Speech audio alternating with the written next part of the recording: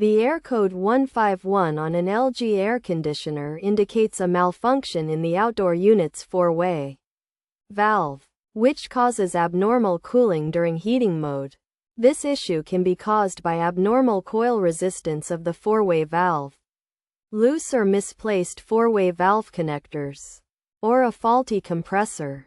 To resolve this issue, it is necessary to check if the coil resistance of the four-way valve is normal, which can be done by disconnecting the four-way valve connector from the printed circuit board and measuring the coil resistance. The normal value should be within 10% of 1355 or 2085 ohms, depending on the model. If the value is outside this range, the valve coil needs to be replaced.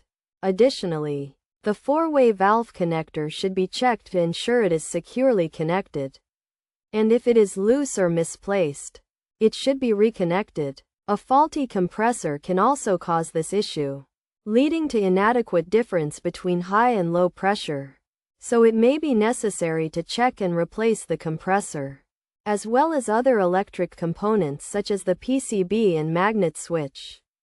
These steps should help to resolve the error code 151 issue and restore normal function to the air conditioner.